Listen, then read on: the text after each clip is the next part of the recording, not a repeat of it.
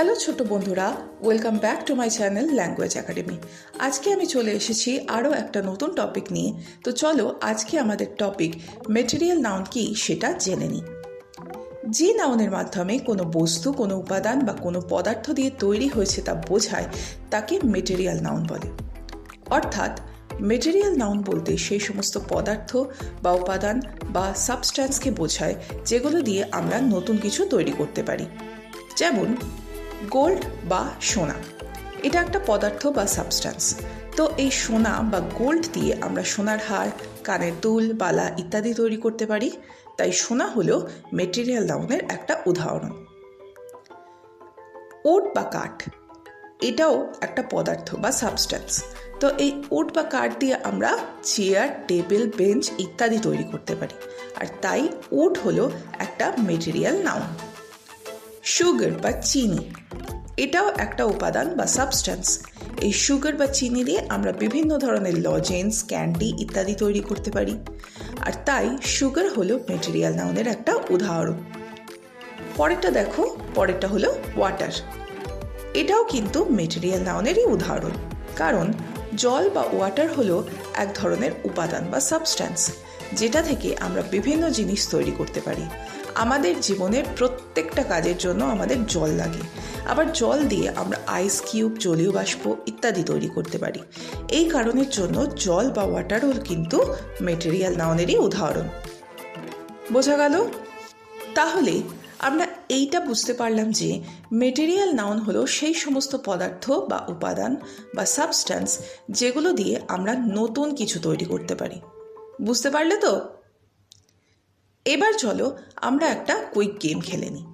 এই গেমে আমি তোমাদের দুটো ফটো দেখাবো।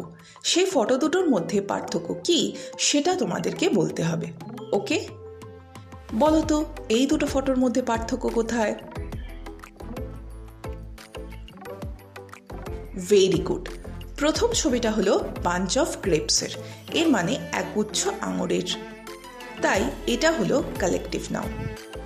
কিন্তু পরের ছবিটা হলো মিল্ক অর্থাৎ দুধের, আর দুধ দিয়ে আমরা ছানা, পনির, ঘি, মাখন, চিজ ইত্যাদি তৈরি করতে পারি।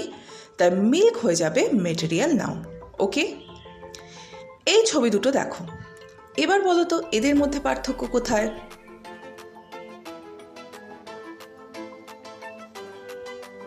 ব্রাভো।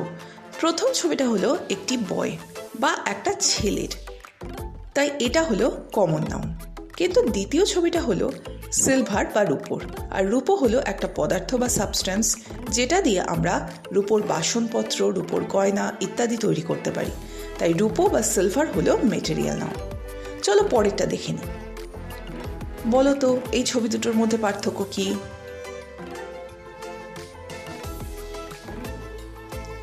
ওয়ান্ডারফুল।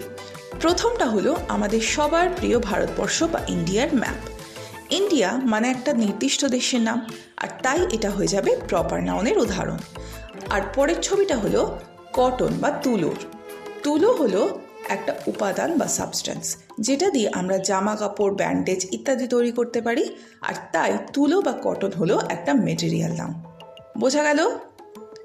তাহলে চলো আমরা আরও একটা গেম খেলে নিই। এই গেমে আমি তোমাদের কিছু ওয়ার্ড দেখাবো। সেই ওয়ার্ডগুলো দিয়ে তোমাদের বাক্য রচনা করতে হবে ইংরাজিতে। ওকে, তো লেটস স্টার্ট।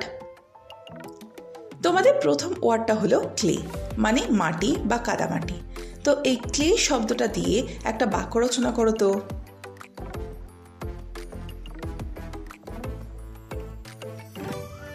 Very good. তো এবার দেখো আমি কি বাক্য রচনা করেছি। টিনা হ্যাজ আ ক্লে পট, মানে টিনার একটা কাদামাটির তৈরি পাত্র বা ঘট আছে। চলো পরেরটা দেখে নিই। পরেরটা হলো আয়রন বা লোহা। এই আয়রন শব্দটা দিয়ে একটা বাক্য রচনা করো তো।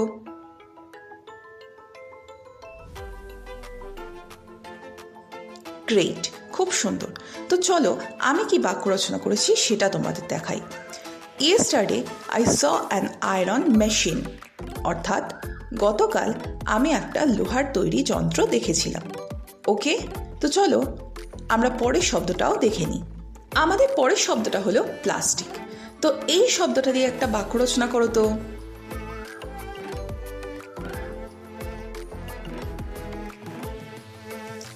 ওয়ান্ডারফুল।